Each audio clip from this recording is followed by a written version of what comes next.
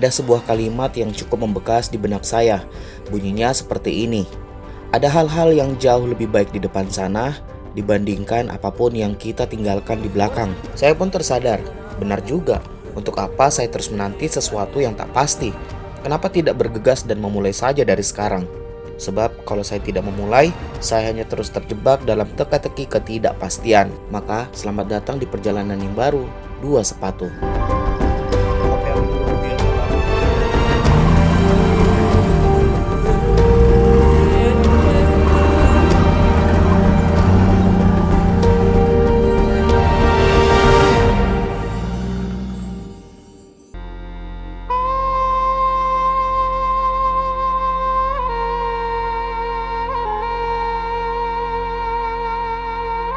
Halo teman-teman, selamat berjumpa kembali. Ini adalah napak tilas perjalanan saya yang baru. Buat kalian yang sudah setia mengikuti dari langkah-langkah di ruang sebelumnya, saya ucapkan terima kasih. Dan buat yang baru saja menemukan ruangan ini, salam kenal. Mungkin ada yang bertanya-tanya, kita ini sebenarnya mau kemana dan mencari apa saja?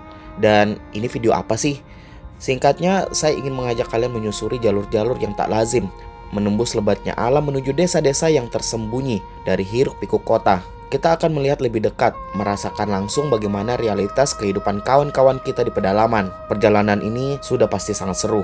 Oke, saya rasa cukuplah perkenalannya. Jadi kali ini saya akan menuju Sulbar, tepatnya ke Desa Kopeang. Untuk sampai ke Desa Kopeang harus melewati jalur ekstrim dengan jarak kurang lebih 30 km dengan waktu tempuh 10 jam, bahkan jika cuaca sedang buruk, perjalanan ini bisa ditempuh berhari-hari. Saya mengetahui lokasi ini lewat unggahan seorang konten kreator asal Kopeang bernama Mira, di mana ia mengabadikan seorang ibu yang terpaksa melahirkan di jalan pada saat ingin dievakuasi keluar pedalaman Desa Kopeang. Perjalanan ini akan panjang, untuk itu simak dengan seksama.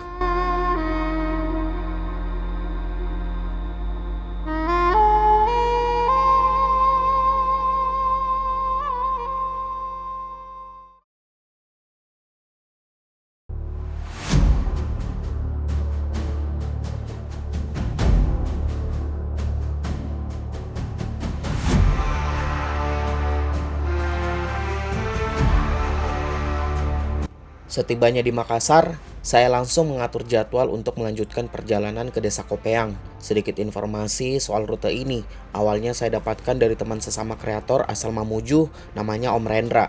Kebetulan istri beliau adalah seorang guru yang sedang mengabdi di pedalaman Desa Kopeang. Saya mencari tahu bagaimana caranya agar bisa sampai ke desa tersebut. Kalau kata Om Rendra, satu-satunya jalan adalah menyewa kendaraan hardtop seharga Rp2.500.000. Kalau mau lebih murah, bisa menunggu patungan dengan penumpang yang lain. Tetapi waktunya tidak pasti. Karena saya tidak ingin berlama-lama, mengingat harus segera kembali ke Jakarta, saya memutuskan untuk menyewa sendiri. Saya langsung menghubungi salah satu pengemudi hardtop yang sering berkomunikasi dengan Om Rendra, hingga akhirnya kami sepakat mengenai jadwal, titik bertemu, dan lain-lain. Saya juga mengizinkan warga membawa logistik tanpa perlu membayar apapun, karena kebetulan barang bawaan saya tidak banyak, hanya beberapa potong baju dan celana.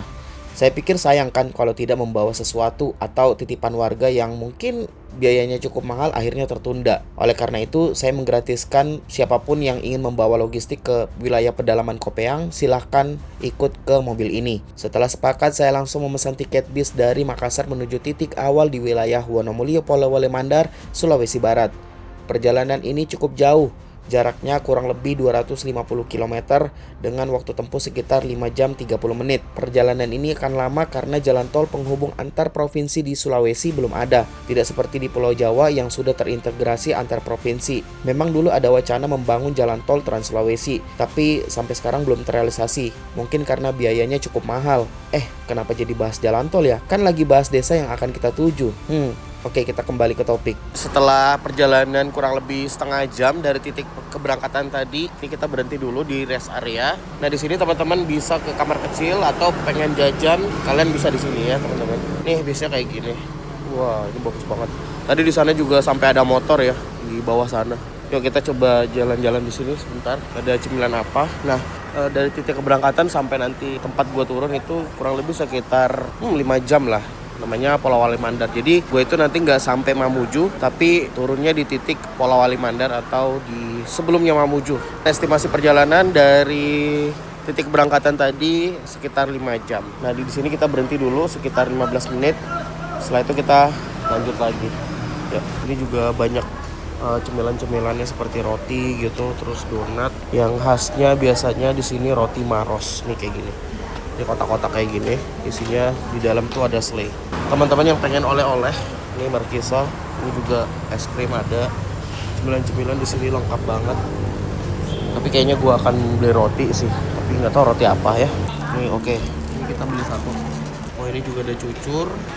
Ini tapi manis banget ya, jadi gua nggak memilih itu. Ini juga ada pai-pai gitu. Oke, ini jajan pertama gua. Harganya 20.000, satu roti 10.000. Kita lihat ya sedikit barang-barang yang ada di dalam bis ini. Ternyata ada motor di dalamnya. Kayak gini. Terus logistiknya juga penuh, barang-barang penumpang juga penuh banget. Gila ada motor cuy. Nah di sini kalau kalian pengen makan berat-berat, ini ada juga ya. Tuh, ada seperti ayam, terus nasi campur, gelang kote, terus ada juga sop kepala ikan. Terjangkau sih sebenarnya, nggak terlalu mahal. Mungkin agak kesulitan ambil gambar ya buat ke depan karena ini ketutup seperti ini. Ada penghalang antara penumpang dan kru bis, jadi gambarnya kurang bagus sih teman-teman, tapi nggak apa-apa lah, ini dimaksimalin aja. Jadi tadi baru nanya, ternyata bis ini ada beberapa checkpoint, salah satunya di Parepare. Nggak tahu berapa lama lagi kita sampai sana, karena ini masih baru banget kita sampai di sini. Pemberhentiannya kira-kira sekitar 15 menit, setelah itu kita lanjut jalan. Tapi kalau teman-teman pengen buang air kecil di jalan, tiba-tiba maksudnya udah jalan gitu ya, udah jalan, kalian bisa bilang sih sama krunya gitu untuk berhenti. Kita baru juga sampai nih bis Aneka. Tapi ini yang versi sleepernya, harganya tuh beda sekitar 20 ribuan deh. Ini juga baru nyampe Luxury Bus Neotrans. Ini juga sama, bisnya sama kayak di sana.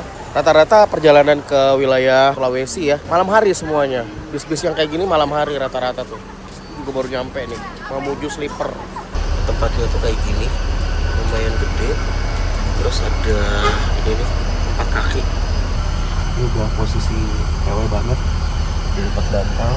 Ini langsung tidur sebentar lagi kalau udah di jalan. Jadi kita shoot lagi kalau udah ketemu momen-momen bagus.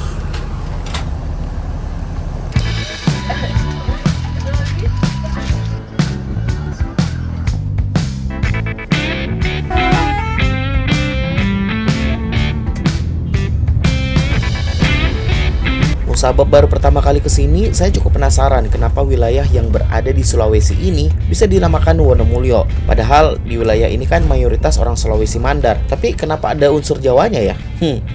Unik, sangat unik. Ternyata usut punya usut dulunya kawasan ini adalah hutan belantara.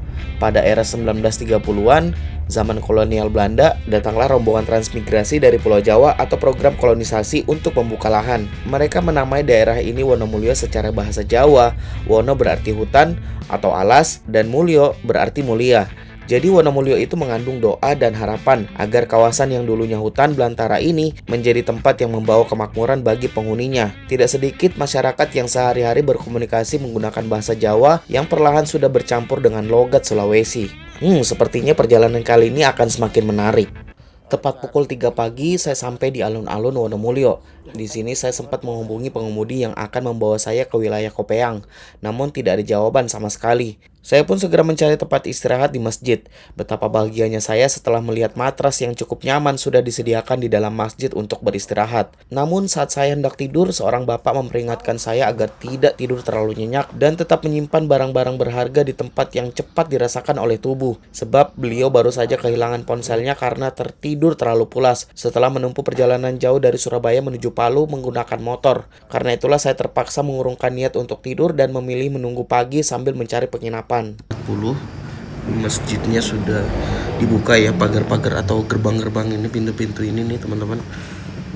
Jadi mungkin sebentar lagi akan diadakan sholat subuh berjamaah di sini.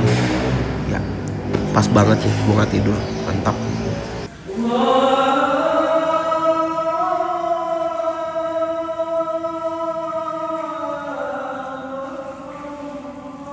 Setelah sholat subuh ini mau ngecek hotel dulu yang ada di dalam sini. Tadi sih ngeliat di Google Maps itu harganya 200 ribuan tapi bagus banget. Cuman nggak tahu ya kalau on the spotnya berapa. kurang lebih jaraknya sekitar 200 meter dari jalan poros. Ya, ke dalam dulu guys.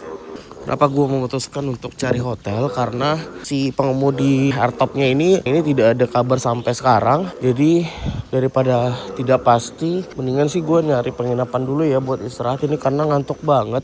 Takut kecapean di jalan nanti karena ini juga lagi nggak enak badan ya. Mendingan cari hotel dulu buat istirahat. Perkaranya nanti gimana-gimana. Kalau nanti tiba-tiba ada kabar dari Om Pian mungkin di atas jam 7, ya nanti lihat aja nanti deh. Pokoknya cari hotel dulu biar bisa istirahat karena ini ngantuk dan lapar cuy. Tadi barusan nanya-nanya harga kamar di sini, harganya 190.000. Itu bisa check in kapan aja, 24 jam. Tapi kalau gue check in sekarang itu nanggung. Karena takutnya tiba-tiba ada kabar dari Om Pian mau berangkat ke Kopeang. Aduh, buyar ntar semuanya. Ya pokoknya intinya gitu. Gue udah dapat harga kamar di sini. Harganya 190. Nanti kalau misalnya memang tidak ada kepastian sampai jam 7 pagi, gue akan check in di sini. Oke, setelah berjalan kurang lebih sekitar 400 meter, akhirnya nemu sarapan di sini guys. Tadi di sebelah sana pasarnya atau alun-alunnya, lumayan juga jalan ke sini. Akhirnya dapat buat sarapan. Sarapan dulu ya. Nah, sarapannya ini teman-teman nasi kuning pakai ayam, terus pakai mie, ada kerupuk, sambal dan apa ini kentang mustofa. Oke, cobain ya. Harganya berapa? Kita lihat aja nanti bayarnya berapa. Oke guys, jadi gue memutuskan untuk menginap di sebuah wisma yang berada di sekitar sini. Ratingnya tuh lumayan cukup bagus, 4,7. Kenapa gue memutuskan untuk menginap di sana? Karena sampai sekarang gue nggak dapat kepastian atau kabar dari Pak Pian atau Om Pian untuk melakukan perjalanan ke wilayah Kopeang.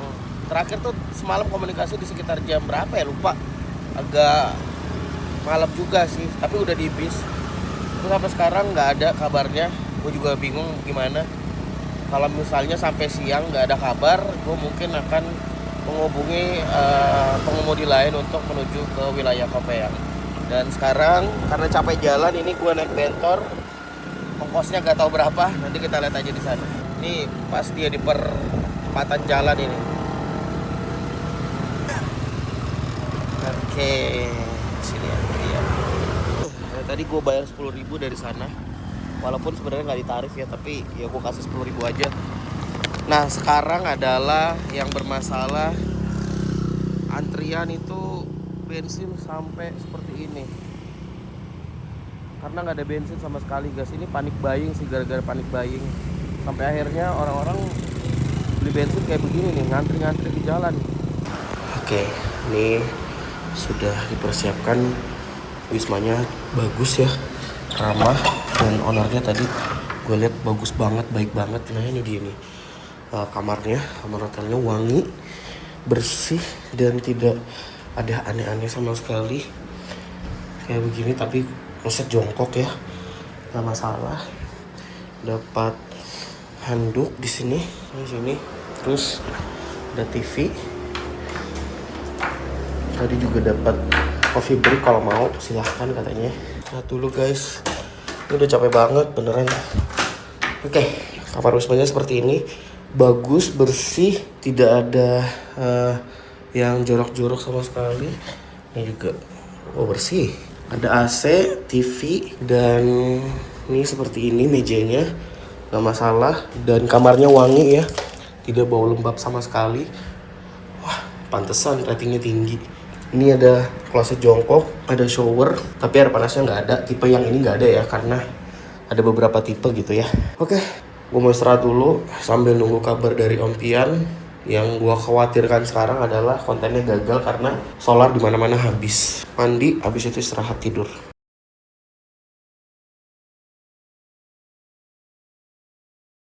Selamat sore teman-teman, ini jam 6.30 sore.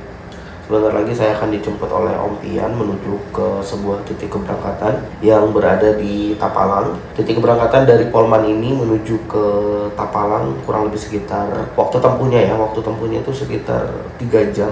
Tapi jarak tempuhnya saya juga kurang tahu berapa. Nah dari titik tersebut kita akan mengangkut logistik, penumpang dan lain-lain ke wilayah desa Kopeang gitu teman-teman. Nanti akan dilanjut lagi ketika ada pergerakan yang lebih lanjut. Jam 7 malam, saya mendapat kabar dari pengemudi yang akan membawa saya ke wilayah Kopeang bahwa beliau akan menjemput saya di penginapan pukul 8 malam. Sebelum berangkat, saya menyempatkan diri untuk mengisi perut dulu di warung pecel ayam sekitar penginapan. Tak lama kemudian, Om Pian datang bersama mobil hardtopnya. Dari sini, kami menuju bengkel sebagai checkpoint kedua. Saya kira malam ini kami akan langsung berangkat ke wilayah Tapalang atau checkpoint ketiga. Namun ternyata harus tertunda karena kelangkaan BBM yang sedang terjadi di wilayah Sulawesi Barat. Perjalanan saya masih panjang dan ini baru permulaan. Wah, ini dia stroberinya. Kasih turun di tangan. Udah, nih. Oh, kesini. Mau juga aku makan. Jatuh. Aku makan separuh. Nih, stroberinya. Jadi karena udah lap, gokil, mereka cepat banget tuh udah di sungai, gue masih di sini. Udah jauh banget tuh. Nah, dalamnya tuh kira-kira. Wah, kita sampai di sungai, guys. Ini jalurnya yang mana?